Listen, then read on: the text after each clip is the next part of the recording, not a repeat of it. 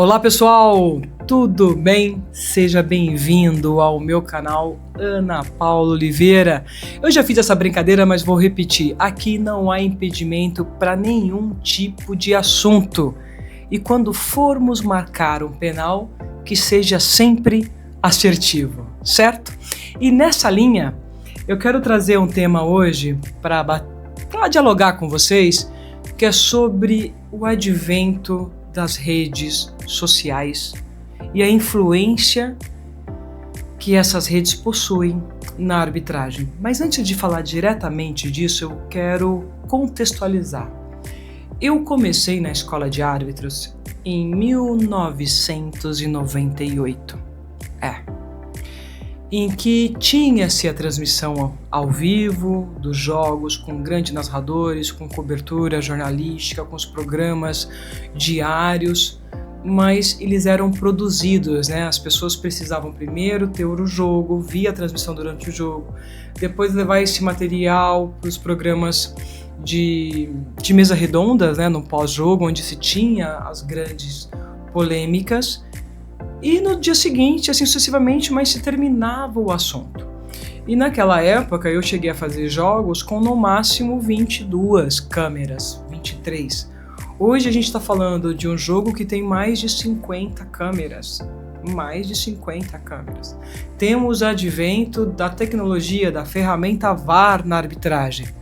E temos as redes sociais, que por muito tempo foi um tabu para quem era árbitro de futebol. Inclusive, as instituições responsáveis recomendavam que nós, na figura de árbitros, a sugestão, né, porque não era uma determinação, mas uma sugestão, que não tivéssemos redes sociais.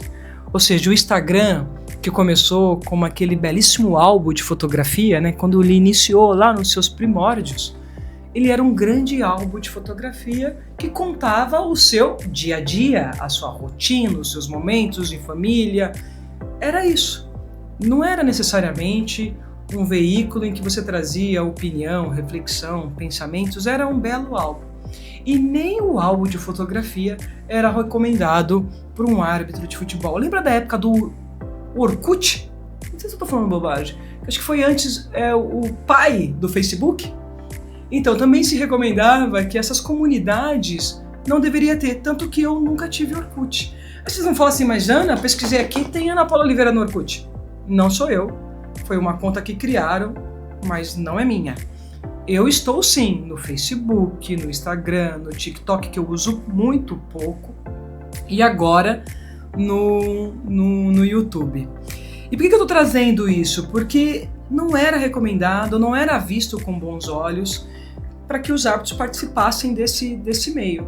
E com o passar do tempo não tem jeito, todo mundo quer ser visto, todo mundo quer deixar sua opinião, todo mundo quer colocar o seu comentário, as pessoas querem ver o que estava acontecendo. Eu digo para vocês que eu só entrei no TikTok, não era nem para colocar nada meu, era que como gestora eu queria entender quais eram os vídeos que estavam sendo feitos e replicados sobre o meu trabalho e sobre o trabalho da arbitragem que eu liderava. Olha que interessante. Então eu entrei no TikTok mais por uma necessidade de observar o que estava acontecendo do que de me autopromover. Vamos pensar assim.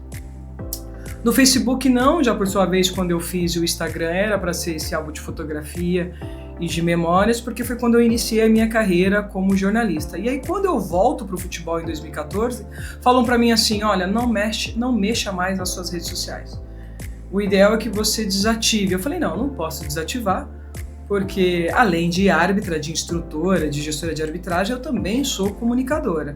E deixei ali. Então, se vocês perceberem, elas ficaram um pouco que adormecidas. Então, muitos árbitros não tinham redes sociais. Por que eu estou fazendo todo esse preâmbulo?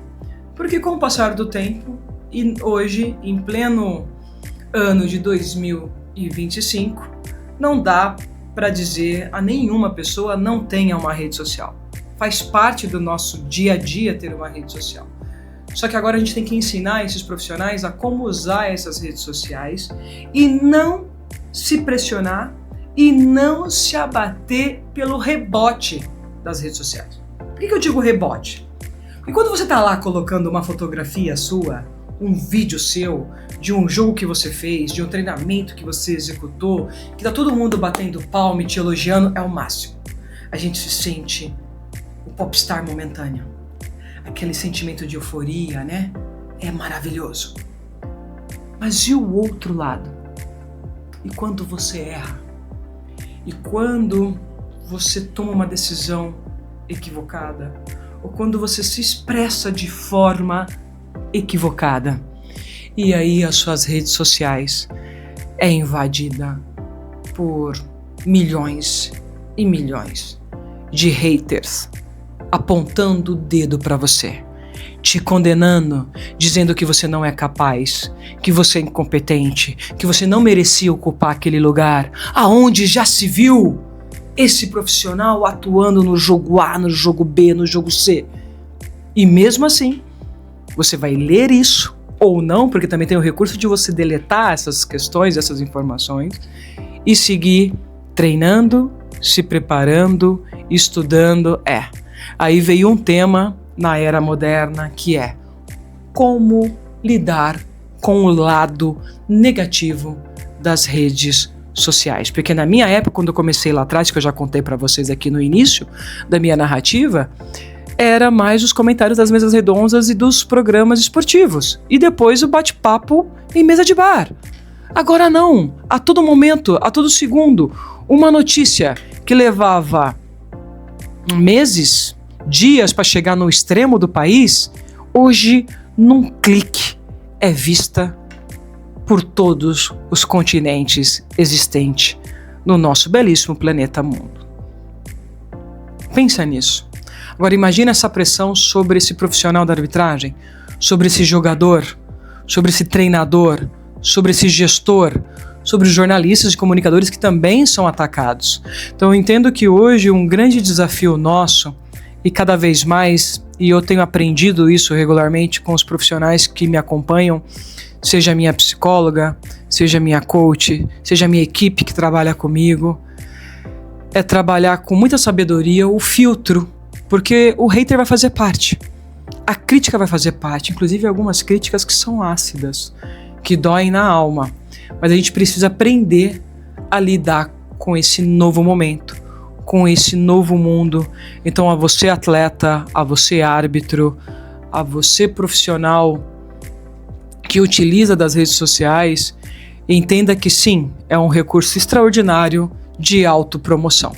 Mas também, se você não cuidar de você, se você não tiver uma equipe que cuide de você, pode ser também, lamentavelmente, um canal para levá-lo a uma depressão profunda. Então esses cuidados a gente precisa ter.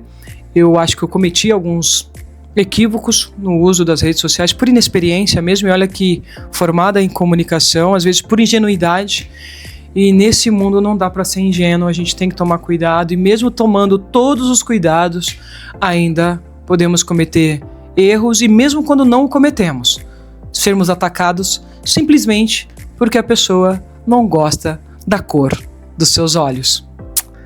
É isso. Gostou da reflexão, desse bate-papo, desse tema? E a você, árbitro que me acompanha, cuida de você, tenha suas redes sociais, mas não se paute por elas. Você é muito mais do que isso. Se você que está me acompanhando gostou, deixa aí a sua curtida, compartilha, coloca aí o sininho para receber as nossas notificações e venha participar comigo desse bate-papo, dessas reflexões, e em breve teremos entrevistados. Fidelize, eu conto contigo. Beijo!